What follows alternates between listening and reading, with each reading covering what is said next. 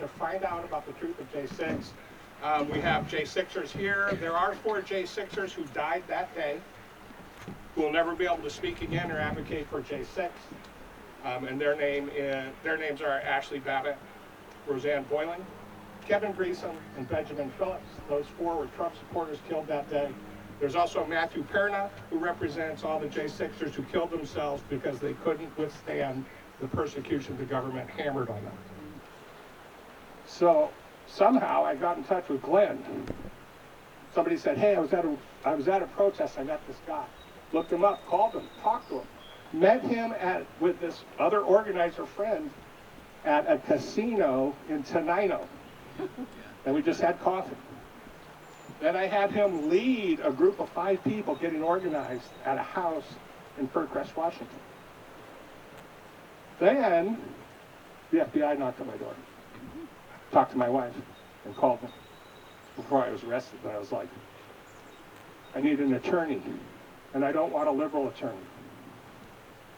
And I called Glenn, who referred me to my attorney, Angus Lee, out of Vancouver, Washington. If you don't know that name, he's a retired Navy SEAL fighting patriot, and led me down that direction. Since then, obviously, it used to be people would think, well, if you go to J6, you've got to be a MAGA, die-hard, crazy Republican. I had never done anything. Well, John, I hope they don't come in and arrest you. So I'm not purposely setting you up to be arrested. Actually, during the recent hearing when the legislature approved that bill for the Attorney General to give them warrantless, some of my attorneys said I'm probably the first one that they're pulling all the files on. So if anybody's going to get arrested, I imagine it'll be me. Listen, to be here at this event, one of the things I feel like when I meet some of my friends that were there in the Capitol is that there, but by the grace of God go I. I could have easily been in Washington, D.C. that day. I wasn't, just because, honestly, I didn't have enough money for the plane ticket. And I even had a friend offer to drive me out there because they were taking a motorhome across the country. If you remember, people were doing that. And I just didn't think I could take that much time away from my activism here in the state. I could have been right there with you. And after we had organized a variety of rallies at the Capitol earlier during 2024, or during 2020, and we had organized a lot of events. I've been organizing events in the Capitol since 2011, so I was pretty used to doing stuff like that. And, it could have been any one of us. I wouldn't have, if they were waving me into the Capitol, I would have walked inside too, And so there were a lot of things when I talked to some of my friends and several people who are not here today, people who did have SWAT teams at their house, completely ridiculous. Their neighbors sending me photos of what was happening to them. Other people, longtime family friends whose son got arrested and dealt with that drama, and I think they're still dealing with some of the tragedy. But, one thing that I think when we hear media discussions about what happened on J6, I think people fail to put it in the context of what was going on. And if you lived in Washington, you know about Chaz and Chop. Total lawlessness down in Seattle.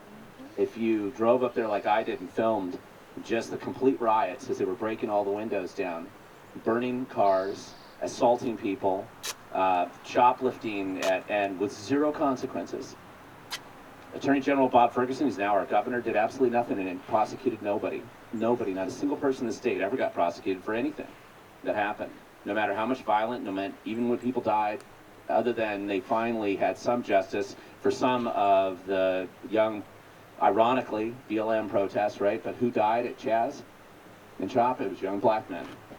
And they didn't want to prosecute that. They didn't want to do anything about it. It took civil lawsuits against the city of Seattle. All that context was going on in cities all over America.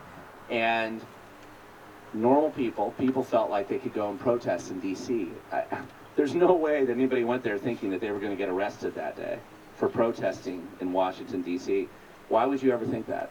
The other thing I think to put in context with more of the longer term activists that have been involved, that I knew people that had been in Washington, D.C. for the Tea Party rally back in 2009.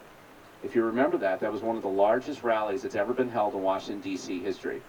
And they videotaped it, and it was amazing how many people showed up and marched down DC, and it terrified the left at the time. Millions of people came out with groups that nobody had ever heard of before. It wasn't astroturfed, it was real people showing up, and they were upset and they were angry, and they protested and they cleaned up all the garbage, and it was the cleanest protest that DC had ever had. And I remember watching the videos about that, and I know some of the same people who went there thought they would come back to DC again to deal with and confront and petition their government for concerns that they had, just like we have done at protests since for hundreds of years in this country, without arrest, without threat. And it never even dawned on me when I first met JoAnn, when he came back, that he was going to be arrested. It just never dawned on me that that would happen, especially since he live streamed his whole experience. And you know, I never could have imagined that. So I think we're going to just start off here. I wasn't there, J6. I was at home. I was organizing other events here, and many of my friends went there, and the experiences that they came back and told me about, it really meant a lot to me. And these are the people that I think we want to hear from today. I'm just here to moderate. Yeah. So my name is Joe Slab, and I live locally here. And so normal American guy, business owner, small business owner, and married, 5 kids. And you know, my wife and I watched the election, went to bed, and woke up in the morning with very different news. And we'd watched the shenanigans going on in the state for many years. The 2004 Chris Gregoire versus Dino Rossi shenanigans, and so we could pretty clearly see what was going on. And then in the weeks following that, there's a lot of lawsuits. Texas sued a bunch of other states, 17 other states joined in. There's a lot of stuff going on that. So myself, my wife, her 2 sisters, even someone in the crowd here, Janet, we all went back to D.C. for the Jericho March around the Supreme Court, which is 3 weeks before J6. And it was a great event. And we stayed at a hotel there called the Hyatt Place Hotel. And across the street from it, big BLM protests going on. It was like 2 in the morning, they're shooting off fireworks, peace lines chanting. It was pretty rowdy. Proud Boys were there. And anyway, so 3 weeks later, all these lawsuits were getting kicked out of the court by what I think was, scared judges. And Trump says, hey, let's have another rally on January 6th.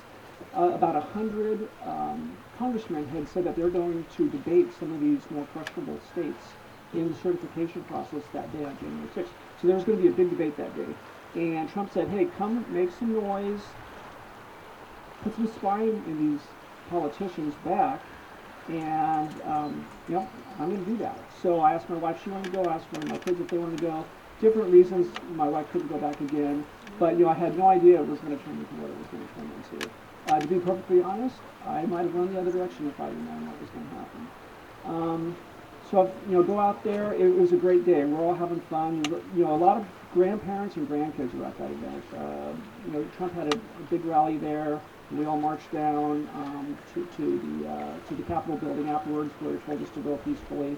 There was no insurrection kind of talk or fight. These were like normal, boring people like myself.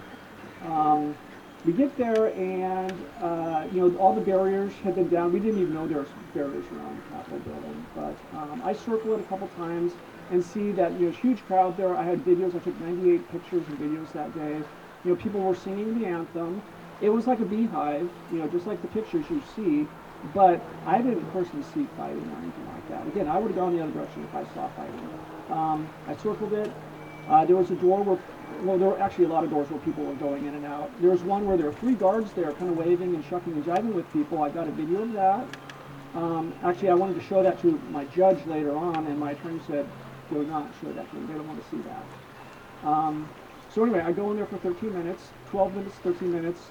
During that period, Ashley Babbitt is shot. Now, I didn't hear it at the time. I don't think that many people have heard of it. But so I went in at 2:38. Ashley Babbitt was shot at 2:44. And at that point, all the officers in there got really serious. They pulled out their guns and said, you guys need to leave. And we did. But it took about 6 minutes to get out because there's press at the door. You couldn't just walk your way out. It was a crowded place. And, so that was in the afternoon. Again, there were guards standing around, standing post. It was a heavily guarded area. I saw Lisa Desjardins inside the building doing, NPR broadcasts during this period. So it wasn't like a war zone or anything like that. So we hear there's going to be a curfew that night. So everyone had to head back to their hotels. Trump tells everyone to go back to their hotels. I get, I'm eating my pizza in my hotel room. I turn on the TV and my jaw falls on the floor. It's like, oh my goodness, really? And I instantly I know, boom, they're coming after us. This is a political ploy. So long story short, I'm scared.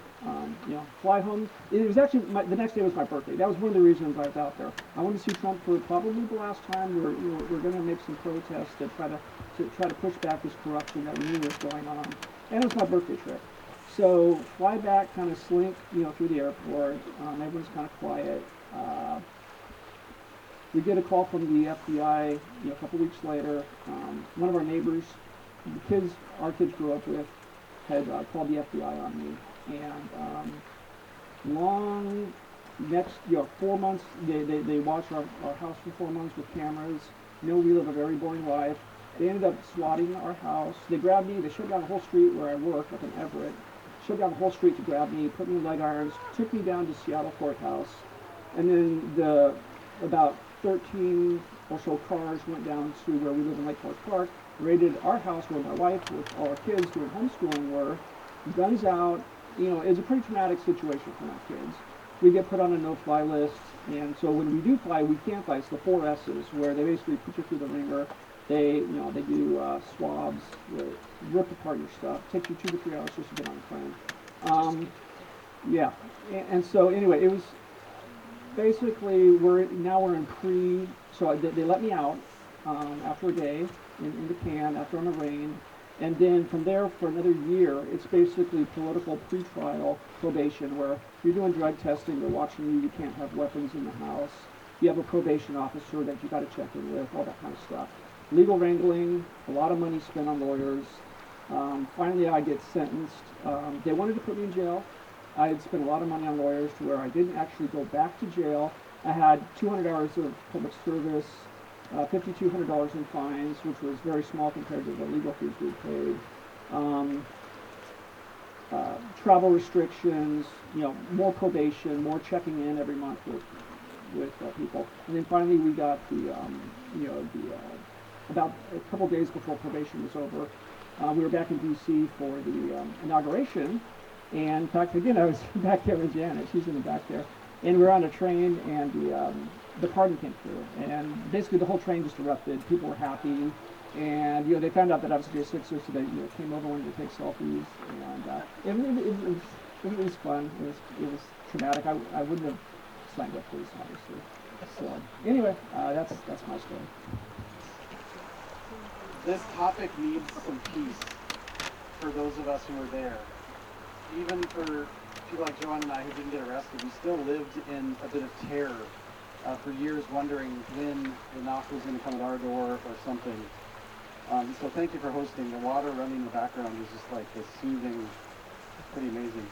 I do want to tell you about my campaign. I'm leading the polls in Washington's 4th District, which is Central Washington. I've worked for 5 years to get the total dirtbag Dan Newhouse to finally retire. I beat him in the last primary, but I want to save that for the closing later, and I'll tell you about the campaign, and I will beg for money. Is that fair?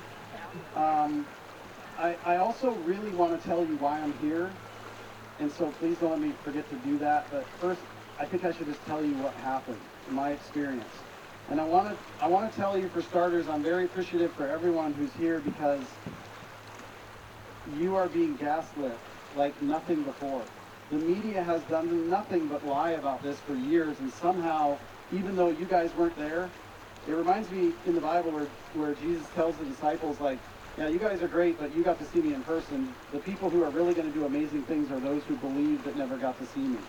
Right? So you guys are kind of in that category where it's like, you believe us even though you weren't there. But I'm telling you, we saw it with our own eyes. And it is ridiculous how the media has gaslit this whole thing.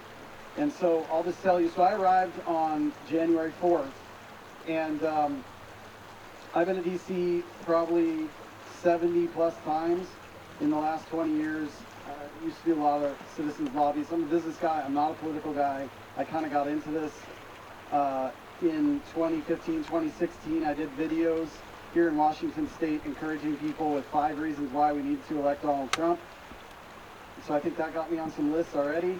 And then, so I arrived in DC on January 4th with a buddy, and we were staying at the JW, which is basically a block from the White House, and we dropped our stuff and we went outside, and there was this group of people walking towards Lafayette Park, which is just a block behind the White House.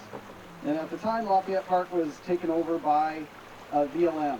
And so there was all these police bicyclists that passed us as we were walking up there, and they basically formed a double human wall between us, the protesters, I guess you could say, which were totally peaceful, and then the people that were in the Lafayette Park for BLM. And what I saw, the reason I tell you about that a couple days before is because there were 2 instigators in that group that was on our side. I actually stood up on a light pole so I could kind of see over everything that was going on, and there was this young black woman wearing a big security coat, and she was clearly like revving people up. They were instigating. There was another guy that was there that were trying to rile people up, create violence. And at one point, she was probably less than 4 or 5 feet from me. I heard somebody ask her a question, and I heard her say that she was paid to be there. And nothing clicked for me. I'm an engineer, so it really kind of ticked me off because, you know, obviously President Trump tweeted about this weeks before. It gave the left an opportunity to plan this, to make this thing look like an insurrection, because at the time, you have to set the context. They were absolutely holding their breath because they knew full well the election was illegitimate. And they were so worried about the state legislatures coming together and decertifying this thing. And they knew they had to get, you know, at one point through November, they knew they had to get to the winter break and get through that. Nothing was going to happen. And then we're at January 6th. This is like 2 weeks away from, you know, the certification of the election and everything, you know, the inauguration on January 20th, all this kind of stuff. And so they're incredibly nervous.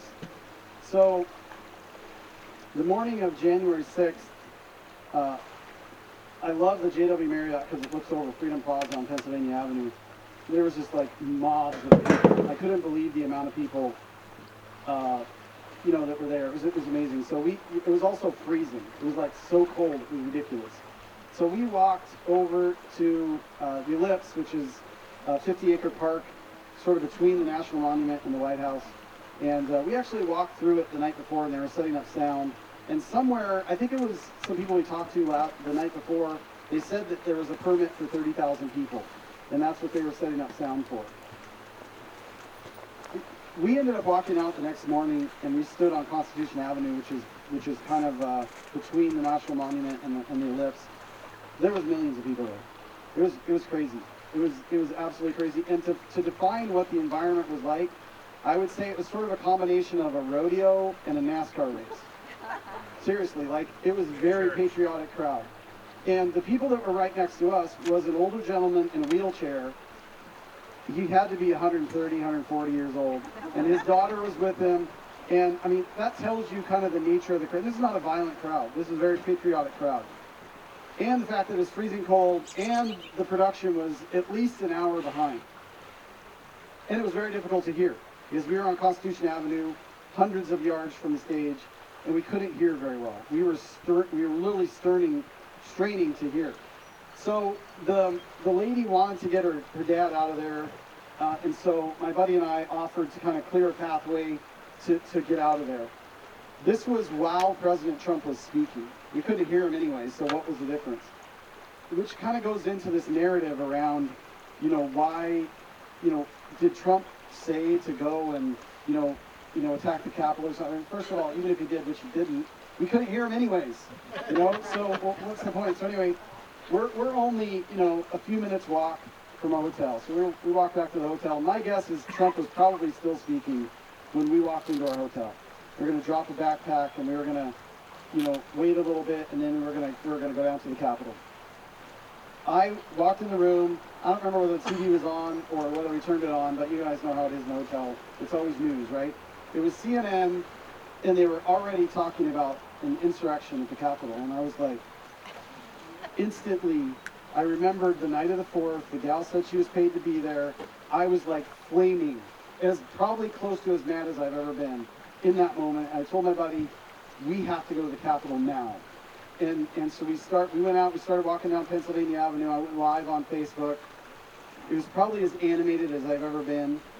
I've never sworn on social media before. I swear under my breath all the time. I get mad at myself. But I don't think I did there.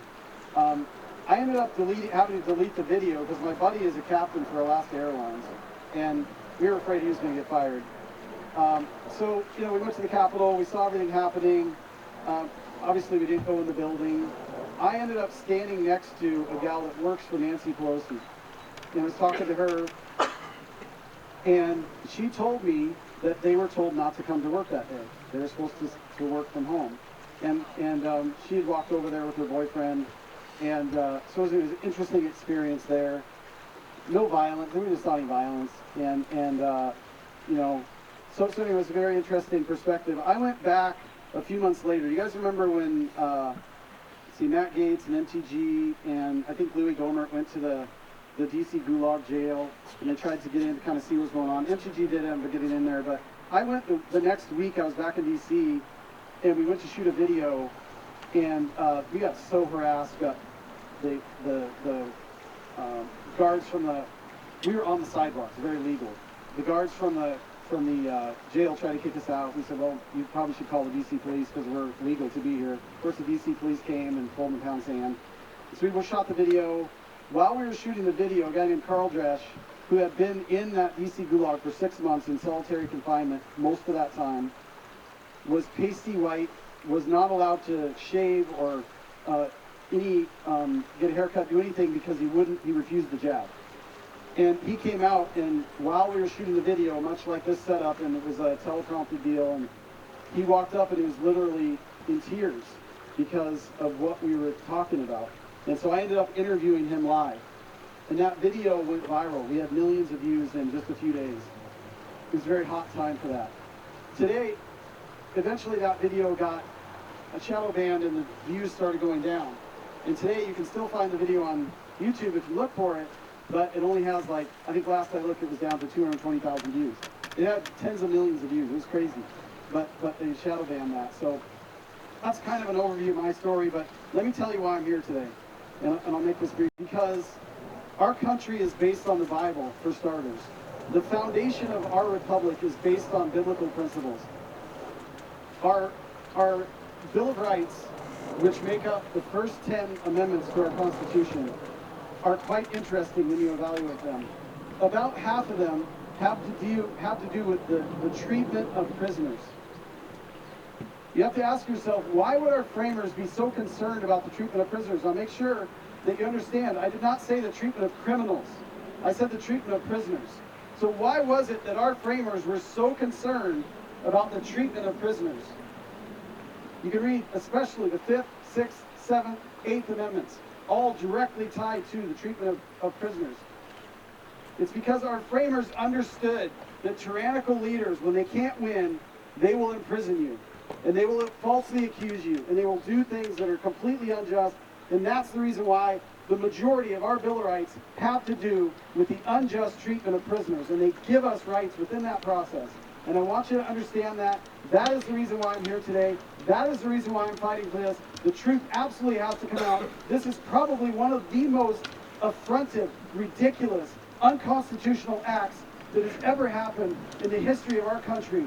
And nobody wants to talk about it. Only now today, some of the truth is starting to trickle out, but the media will not cover it. The masses do not know about it. And I'm here today to defend the 1.2 million people that have lost their lives in defense of this country, who served in our military, who no longer have a voice. The millions of people around the world who lost their lives, who no longer have a voice because they were forced to take this ridiculous COVID jab that killed millions of people.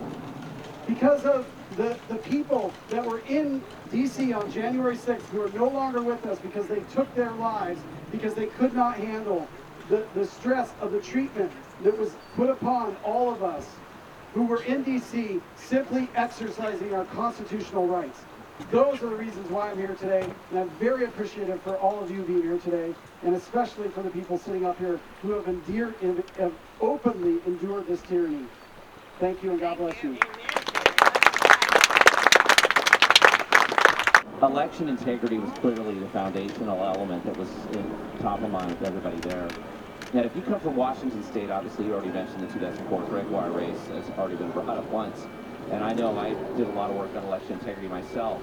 Can you tell me how much that was motivating the protests that you saw and the people that you saw there in D.C.? Just any of you answer that. As much as I wish J6 hadn't happened, I think it's a blessing that it did happen because this is the dialogue.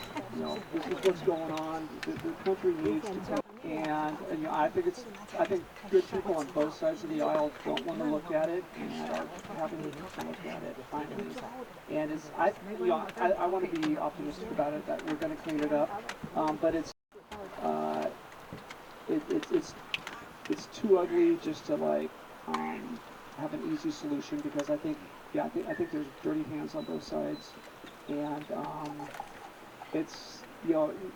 there's a reason why someone like me or John, who were just convicted of misdemeanor trespass, going in and doing much less than what a lot of political protesters do, got the hammer snatched down on us. It's a big intimidation program. There's no reason they swatted our house. They knew my wife and kids were not violent, right? They've been watching us for 4 months.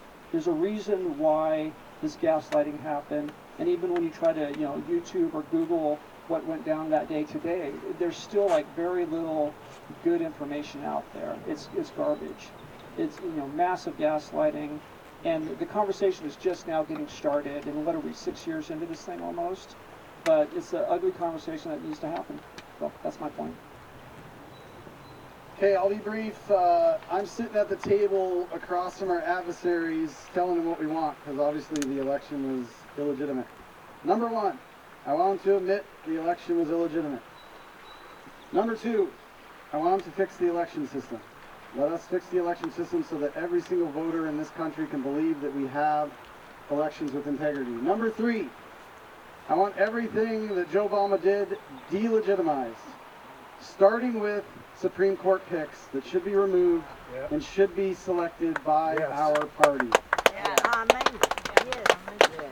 All right, I'm going to open this up to questions, and I'll try to encourage people, either if you have a question for somebody specifically, make it clear to them, and then we'll try to, what was the second part of it?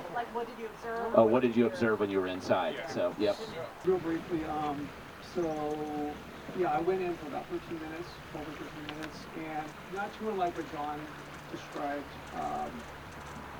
We were chanting, and we were at the rotunda. I remember picking up one of those velvet ropes that someone had knocked over and putting it back into his place. We were a pretty orderly crowd. There were some water bottles on the floor and stuff like that. And then went up and downstairs. Did not know where we were at. Personally, I don't think many of us even knew that Congress had been vacated by that point. I went in at 2:38. We thought Congress was in session and they were going to be debating the whole funny business of some of these states, because that had been the agreement days before, and we saw it in the news. So we didn't know that they're gonna, what they were saying is everyone was fearful for their lives and running away. We did not know. Then all of a sudden things changed about a little after 2:44 when she was shot. I don't think the people around me heard it. I didn't hear it. But then all the officers said, you guys gotta go. And there were officers everywhere, and they were friendly, and I have pictures of people taking selfies with the police officers and stuff. And then it all changed when that happened in the part of the building I was at. They said, you guys gotta go. And then if you didn't start moving, they would have you down on the floor in cuffs with a gun out. And so it got very serious very quickly. And people like me skedaddled. Some people got held back. Those were the ones who might have, argued or something like that. We got out. Yes, and you could feel the tear gas in the air. later on in the day. Again, I didn't see it when we were going in, but later on in the day, there was tear gas out. You could smell it, feel it. And again, walked in and out of doors, there were guards. I did see later on people were hanging out outside. I saw some cracked glass on one of the main doors. So, you know, I knew it wasn't all like perfect, you know, perfectly non-violent. I knew there was, you know, some stuff that had happened because I saw some broken glass. So. Ever unlocked or opened is every 4 years for the inauguration, which will probably never happen right now. But it's the door that has the round window over the top of it. That's the door that they unlock when the president walks out, when they do the inauguration. That's the only time that entire side of the Capitol is ever open. But somehow, on January 6th, there was literally doors, multiple doors open on the west side of the Capitol. That's one thing I'll tell you. The second one is, and this one's a little bit comical as we look back on it, we do have to laugh at things. Do you remember the guy who was like the security guard or something inside the Capitol? And you see the initial video of the people coming through the double doors. They're outside and they're all dressed up in their crazy outfits made to look like crazy protesters. Here's the part of the video. It's sort of like the people that talk about like, who was holding the camera on the moon, right? Yeah. The security guard clearly has a camera person on him. Like, yeah, you arrange that because you're so worried about these people. Like, somebody with a camera follow, like, that would never happen, right? And it was so staged, such terrible acting. You know, when he's, like, backing away from the door and up the stairs, and you're like, who's on the camera? So, it was all set up. It was crazy.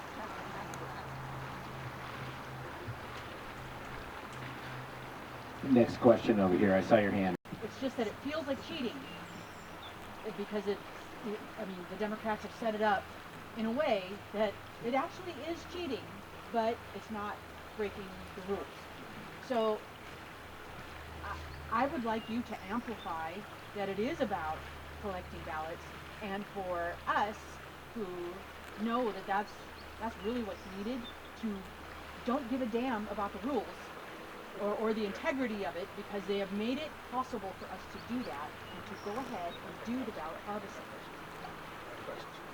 Well, I mean, I don't want to cut it's I talk about this stuff all the time, but so she's talking about ballot harvesting for the camera, just for the, and can you discuss ballot harvesting? And I think Taylor, you'd mentioned ballot harvesting earlier, but because it's illegal in most states, we are one of the few foolish states that allow ballot harvesting, specifically, explicitly allowed and encouraged, actually, by the Secretary of State and most of the auditors. Yeah, it's interesting you bring up Matt Brown, because that's who I'm going to talk about. I think the question is really about how do we justify that as conservatives? How do we feel good about, you know, doing something that feels wicked, right?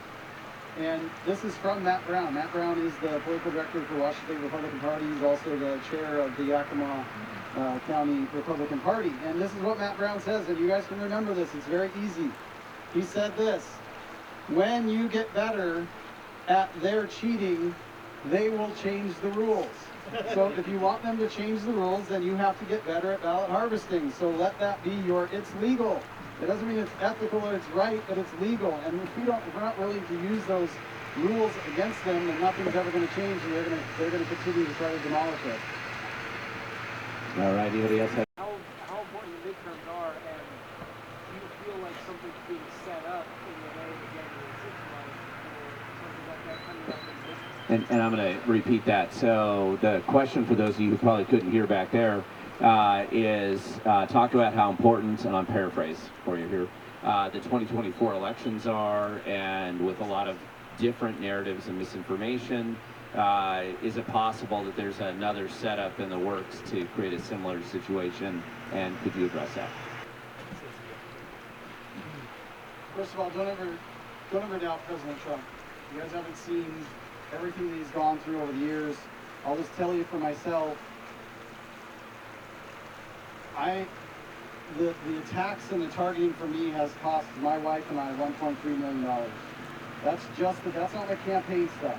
That's like $5.5 million.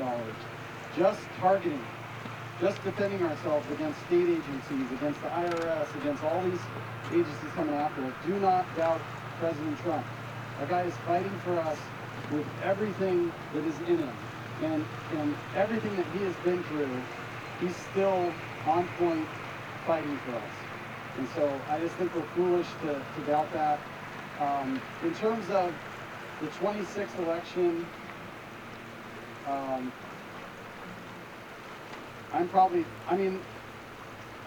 don't feel like we've made a lot of ground, especially here in Washington State. I am very confident that Washington State is a red state. You know, JoAnn mentioned earlier the Oregon 800,000, fraudulent voters. Oregon has half the population of Washington. Captain Seth Michelle for a long time has said that Washington has at least 700,000 fraudulent voters. If our ratios with Oregon are anything close to that, we probably have something more like 1.6 million fraudulent voters on the rolls.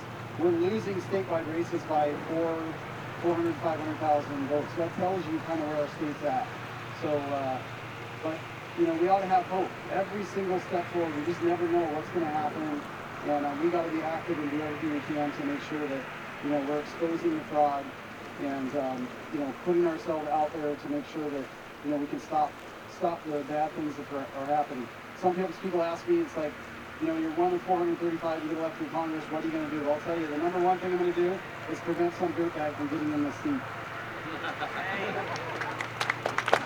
All right, next question here. Well, you got them here. This is the opportunity to ask your question, otherwise I'm jumping in. Right here, right up front. You're close to the front, so you get to ask. So Victoria. I can ask you questions all day. Yeah. No, go ahead. Okay, I live in Seattle, where 95% of people believe the mainstream narrative. They've been shown that. I live in Seattle, where 95% of the people, the voters, my neighbors, believe the mainstream narrative. They've been told what to believe about it. They've been shown images of people jumping on tables and even defecating, whatever the negative side of it was. What's the one thing you would say is the one thing I could point out that would break the narrative, in your opinion? What one fact kind of would throw a wrench in their story? I'll start with that one. Testing? Yeah. Okay.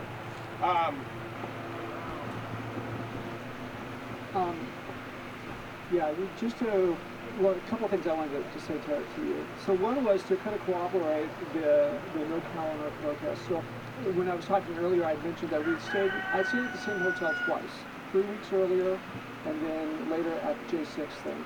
And 3 weeks earlier, massive protests, like till 2 in the morning, hard to get sleep that night. Fireworks going off, double row police officers with bicycles lined up, just keeping the hotel people from getting attacked. It was like, whoa, this is a crazy place. When I go back 3 weeks later, there was that BLM square across the street from the hotel empty. Nobody there. No protest. The stores were boarding up because they knew something was going to go down. So like Five Guys Burgers 3 weeks ago was open for business. This time it was boarded up. The city knew something was going to go down, but there were no protesters in the streets. Okay, so, and later on we figured out, okay, they changed their uniforms for that day. So the next thing I wanted to say was to kind of combat the narrative. What we're doing here is the reach out. Like, we're normal people, right? We're like you.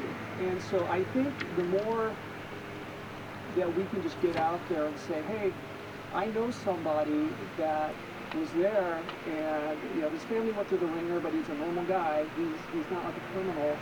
I know these people for real. I looked at them in the eyes. And then, you know 6 people, 12 people, and people can spread the word that way. There is some hope that, Americans are not that dumb. Okay, they're a savvy group of people. At the same time, what John was saying is there are some very hard set things that you may not get through. My brother grew up with me. We've known each other our whole lives, right? We're kids together. And my friends, we're all in each other's weddings. Some of us went to college together. We know we're not scumbags, okay? But they might be on the other side of the aisle politically. They have told me, Joe, there's no way you're ever going to convince me that J6 was not an insurrection. Okay, they know me, right? They believe CNN over me, and I've told them multiple times this is what went down. Here's my 96 pictures and videos I took. Here's the police holding the door for me. They're still like, Joe, you're never going to convince me that was not an insurrection. So, yeah, there's obviously some people you're not going to change. Americans, we have no reason to lie. We actually saw it with our own eyes, and for the video, and for those of you who are here, if you can remember this, read 2 Thessalonians chapter 2, verses 11 and 12. 2 Thessalonians chapter 2, verses 11 and 12. The only other thing I'm going to add statements about me, and now I'm working with them as activists, and so I do want to point out that things change, you know, over time, and different people have different inflection points in their own life. For John, it was seeing the Hunter Biden laptop, right? And that suddenly changed him. Sometimes for leftists I know that have been mugged or had their house broken into or they were attacked, you know, maybe that's what it is, or their business got shut down. I don't know. It's actually different for everybody. And I think it's important to kind of remember that. There's people you're going to disagree with today that may actually be on your side in the future, and you can't control what it is in their life or even understand always what it is that makes them change. Maybe it's having kids. Maybe it's, you know, you don't know. There's something in their life that changes. So I do see that does happen probably more than people realize. But you're not going to necessarily convince them liberty and freedom. You won't convince them yelling at them at a protest. So, you know, I've never once, when I used to protest as a college student and I had leftists on the other side threatening to kill me back then, I never once convinced them that they were wrong and I was right in a protest confrontation. Well, I'm not going to be encouraging here, but I do want to tell you the truth. If you think the last 5 years has been difficult, buckle up. I'm serious. One of the challenges that I see happening, and I've been saying this for years, is we don't have the correct appetite for this fight. We think that just because President Trump got elected, everything's okay, everything's going to be fine. We live in the most radical, the craziest, the most demonic state in our country. And it's not going to get fixed quickly. It's probably 15 to 20 years. For many of us, especially those of us who have less days ahead than we have behind us, this is going to be the fight of our lives. This is a fight for our kids and our grandkids. In terms of redistricting, honestly, I would bet almost everything that our governor and AG have already had the conversation of trying to figure out how they can manipulate our state legislature to call a special session in the next few weeks to initiate redistricting right here in our state. And if they can't do that, they certainly will try to do it whenever they can. And, you know, the reality is the accurate view of this is that they've been doing that to us for decades. You know, I've seen the numbers across the country, and there are many states, I don't know if you guys have heard about this, but there's states like Maine that has 43% conservatives. President Trump got 43% of the voters in that state, but they don't have a single congressman in Congress. You know, how do you justify that? That is because of this gerrymandering. You know, as someone who is likely going to win this election, I'll say that my desire would be that we organize the districts based on the ease of ability of that representative to serve their community. Not based on gender, not based on skin color, not based on anything else other than that. Let's carve these districts up to make it as easy as possible for the representatives to be able to serve their district. And so we're gonna, the biggest thing is that I want to repeat, there's a lot of fatigue among leaders in Washington State who have been leading this fight. And they're hurting. Even if you can't see it, trust me, they are. And I just want to tell you that we have to gird ourselves up, we have to encourage each other, and we have to be ready for a fight that's longer than we want it to be. Yeah, for that one was, what about Ray Epps? Like, why? We all know Ray. Like, Let me talk about what the Ray heck Epps. is going on? This guy is not being prosecuted and the whole thing. I gotta grab this one. I'm hogging the mic for Ray Epps. Weirdest thing, there were at least, I think it was him and maybe one or two other people going around that crowd when it wasn't too noisy. Because, you know, when people speak, it's noisy. But they're kind of like huddling up people like, hey, come on, guys. You know what's going to happen tomorrow? We may just have to go in the building tomorrow. And everyone would just kind of like look at him like, nah, I don't think so. And we just walk away. And then I didn't even think about it until like later on when all this stuff went down in the news. I'm like, oh, yes, yeah. That was not a mistake. So. Yeah. A couple of people even said that dude might be a Fed. So anyway, it's real. I was there. I saw it, and at the time I had no idea what was going on. But then later on, I'm like, yeah, it's weird. Yeah, I was curious. I love what you had to say about what we take away from this. I hope we never forget. I remember 9/11. I've been in the Persian Gulf, and J6 is one of those events in our time that stands out, and I think we should each commit to sharing that with somebody in our precinct where we're elected, and that we gather more people and speak the truth to those people. And I'm wondering if that's the real takeaway here. It's not going to be on the battle lines in the middle of a protest where we're going to make a difference. Is that a meaningful action to be taken? Yeah, I appreciate the comment, and hopefully you heard my opening, which really kind of covered that. But I will say that just by way of encouragement about the time that we're in right now, that we should all be very excited and blessed to be alive for such a time as this. You know, it is a difficult time, but it's not a time of real question in terms of our faith in God. You know, God has chosen us to be alive during such a time as this. Praise God for that.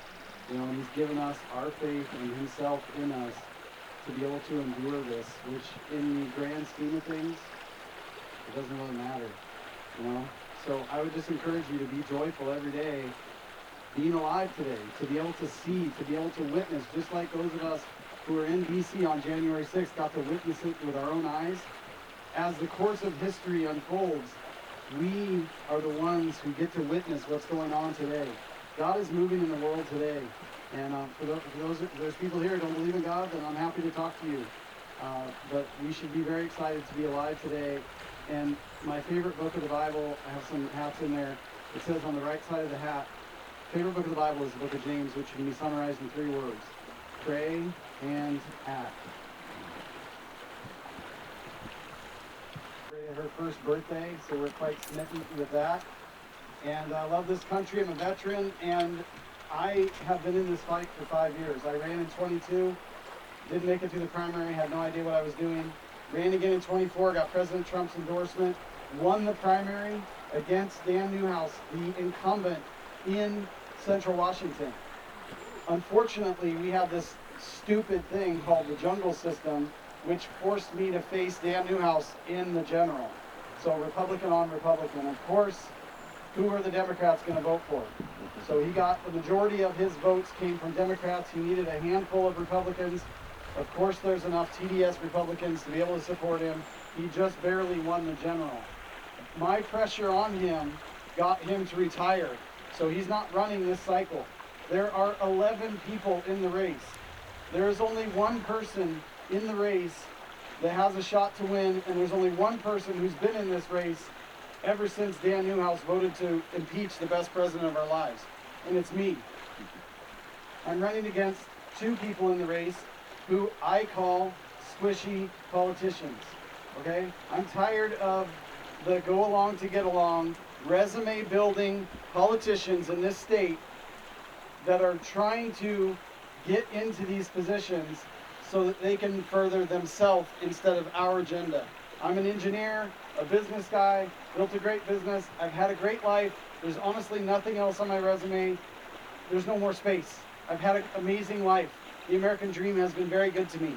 I want to go and fight for you. I started a project called Rescue Washington. You can go to rescuewashington.com to read about that. I believe that we can rescue this state. I'm an engineer. I thought this out. I planned it out. Like Glenn always says, the future belongs to those that show up. But guess what? If you want to win the future, you have to plan today. And I believe the people that are going to win our future political fights are the ones who are planning and envisioning that win today and putting the pieces in place to do that. So what can you do? We are leading the polls in Washington State. Very blessed to be endorsed by the Republican Party of King County, but also counties in my district. The largest county in my district, Benton County, just endorsed me on Thursday. Friday, the major opponent that I'm running against is from Yakima. I got 57% of the Republican Party support in Yakima on Friday. That should tell you something.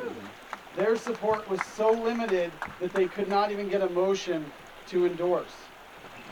So it's pretty amazing. So I'm leading in the polls by wide margins. The other candidates are going to come out against me. You know they are, in June and July. I just need to be able to hold my ground, okay? So I've got a couple things, gifts that I brought for you. We've got some hats inside. Make a contribution to my campaign. I have a best-selling book called How We Broke America that I define how the government and our political people have sort of broken us over the last 250 years. What are some of the things that have gone wrong in our nation? For example, the 16th and 17th Amendment. How are those hurting us? It's a big deal that a lot of people don't think about. 1913 was a very, very bad year for America. So I'm happy to sign a copy of that for you. My campaign slogan is, I'll protect your wallet. When I was, a few years ago, a chiropractor got me to move my wallet from my back pocket to my front because it was messing up my hip. And I started buying wallets, and they all sucked, okay?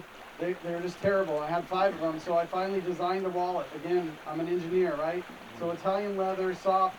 It's a Jerrod Sessler branded wallet. You can get a copy of that wallet or one of those wallets. I have them for you. I have a whole bunch more in my truck if you want some. Make a good contribution to my campaign, and we'll get you one of those. Lisa Rizak is here. She's helping with fundraising on my campaign. Thank you, Lisa. She's amazing.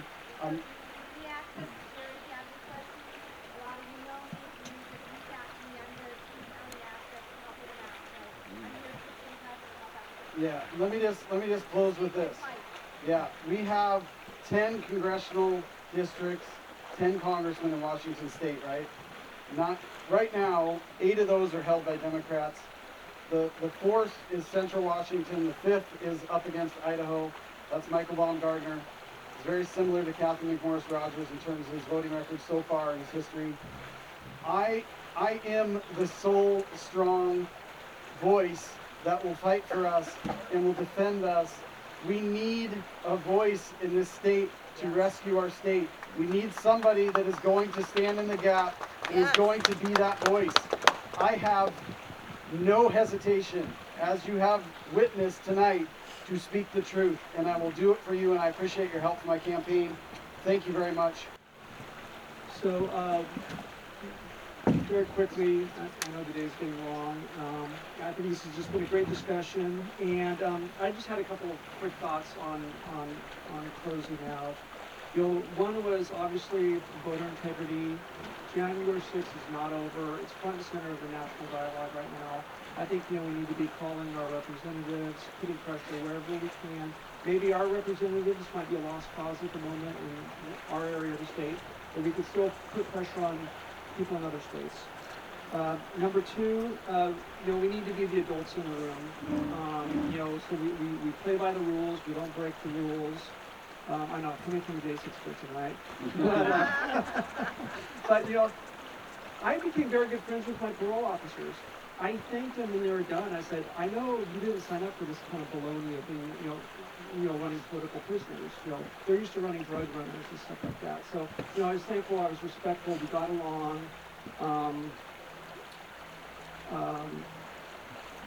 We need to be,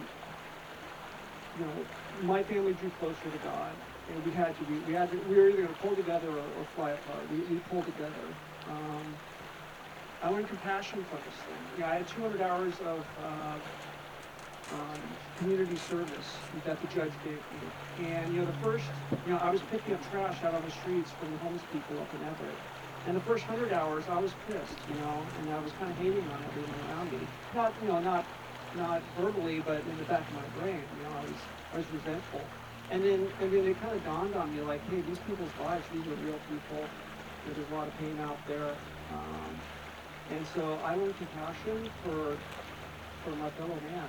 So it changed my life. There's good stuff that came out of this. The kid who turned me in, I had resentments against that person. 4 years later, he ended up writing me a very sincere apology letter and actually made reparations for some of my legal fees and stuff like that. Help pay for, I raided my kid's college fund to stay out of jail so that my business wouldn't go under, so that other people wouldn't lose their jobs as well. So there's good reconciliation between the families. There's good things that could come out of this. And another point, a lot of our freedoms have been eroded. Precedence has been set, and it was a really bad precedent that got set. But that's the way our law works in this country. We work off of precedent. And so if they can do it to me, they can do it to John, they can do it to us, they can do it to you. And in fact, they will be doing it to you if things keep on going the way they're going. And so that's why we're here. We're standing up. We want to stop that precedent. We want to claw some of those freedoms back, because it's a bit of a facade. You think you've got more freedom than you do, and in the end, like what John said before, it's like, in the end, it's like there's power. There's raw power, and you don't necessarily have that freedom when you're in handcuffs. And you may be right, but if the judge sees it a different way, because if the judge is scared, he doesn't want to see my video. My attorney said, you can fight this, it's going to cost you $250,000, or you're going to do jail time, or you can go say you're sorry. So there's been a lot of erosion of freedoms, right? I'll just leave it at that. And then the last point I wanted to say is, as a country, we need to wise up and stop being so gullible. Stop listening to the people that have lied to you before. Like, if you just, think of any news agency, if they've lied to you before, just like if you had a wife or a husband that was lying to you about something, you're going to start taking what they say with a grain of salt. And maybe I'm preaching to the choir here, but as a country, we need to do that. If you've been lied to by somebody, take what they say with a grain of salt, and then remind your people that are in your circle the same thing, because maybe they still believe you. So those are my points. Thank you. All right. We'll probably, all the speakers up here will probably be available if you want to come up and chat with them later on. I know many of the people here in the audience, and a lot of you guys know me, so I appreciate being invited here to be the MC. And like I said, but for the grace of God go I would have been arrested along with these guys. I expect to get arrested usually, most of the time, so that would have been not an unusual concern of mine. But I do want to point out, and I think it's important, elections are absolutely critical, and some of you know I have the Washington Voter Research Project, the doorbelling work that we did, and there is a lot of endless, thankless work that goes on in trying to deal with the election system and the importance of cleaning it up.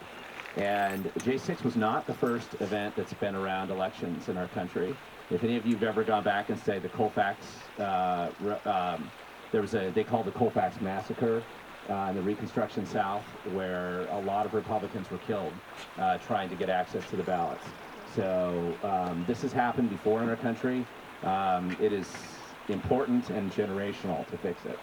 And if you think that the other side is all powerful, you're not paying attention, because they're panicking right now.